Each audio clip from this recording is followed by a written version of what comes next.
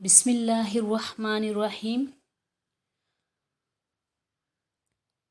بیماری سے گناہ جڑتے ہیں۔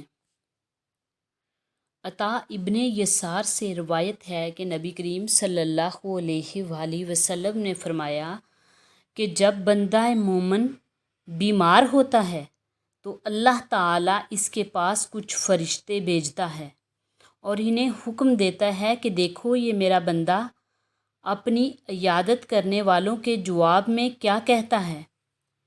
جب وہ فرشتے آتے ہیں تو دیکھتے ہیں کہ وہ بندہ اس حالت میں اللہ تعالیٰ کی حمد و ثنا اور شکر بجا لاتا ہے۔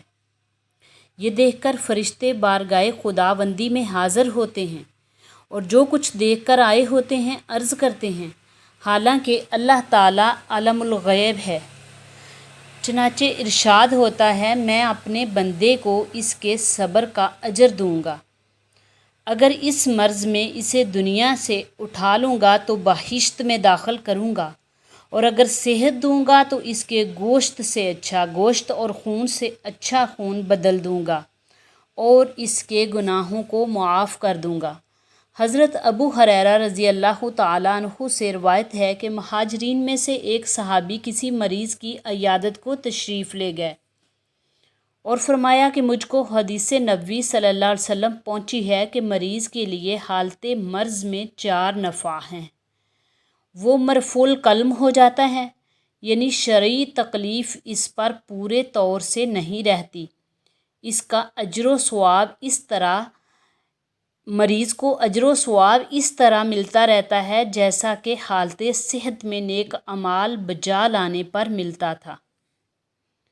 اس کی رگ رگ اور جوڑ جوڑ سے ہر گناہ نکل جاتا ہے۔ اگر حالت مرض میں مر جائے تو اس کی مغفرت ہوگی، اور اگر تندرست ہو کر زندہ رہے گا تو گناہوں سے پاک ہو جائے گا۔ حضرت ابو ہریرہ رضی اللہ تعالیٰ عنہ سے روایت ہے کہ تب یعنی مرض بخار نبی کریم صلی اللہ علیہ وسلم کے سامنے ایک سیاہ رنگی عورت کے بیس میں نمودار ہوئی۔ آپ صلی اللہ علیہ وسلم نے اس سے پوچھا کہ تو کون ہے؟ اس نے کہا کہ میں ملدم ہوں۔ آپ صلی اللہ علیہ وسلم نے فرمایا، یہ کیا چیز ہے؟ اس نے کہا کہ میں گوشت کھاتی ہوں اور خون کو خشک کرتی ہوں، اور میری گرمی دوزخ کی لپیٹ ہے۔ اس بیان سے حضرت صلی اللہ علیہ وسلم کو معلوم ہوا کہ یہ بخار ہے۔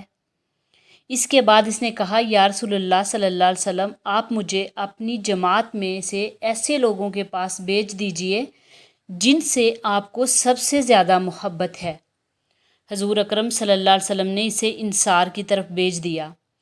وہ لوگ 7 روز تک بخار میں مبتلا رہے، یہاں تک کہ مجبور ہو کر حضرت محمد صلی اللہ علیہ وسلم کی خدمت میں فریاد لائے۔ حضور اکرم صلی اللہ علیہ وسلم نے ان کے لیے دعا فرمائی اور اللہ تعالیٰ نے ان سے تپ کو دور کیا۔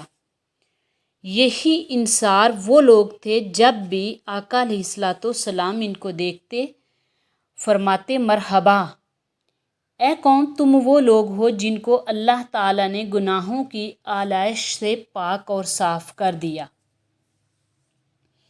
حضرت ابو سعید خدری رضی اللہ تعالیٰ عنہ سے روایت ہے کہ آقا علیہ الصلوۃ والسلام نے فرمایا کہ تمہارا پروردگار اپنی عزت و جلال کی قسم کھا کر ارشاد فرماتا ہے کہ میں جس بندہ مومن پر اپنا فضل و کرم کرنا چاہتا ہوں تو اس کو اس سے پہلے کہ اس دنیا سے اٹھاؤں، اس کے تمام گناہوں کو اس طور سے فنا کر دیتا ہوں کہ اس کے جسم میں بیماری یا رزق میں تنگی پیدا ہو جاتی ہے۔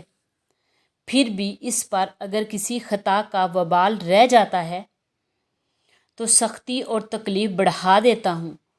وہ دنیا سے میرے پاس ایسا پاک اور صاف ہو کر آتا ہے جیسا کہ اسی روز وہ اپنی ماں کے پیٹ سے پیدا ہوا ہو۔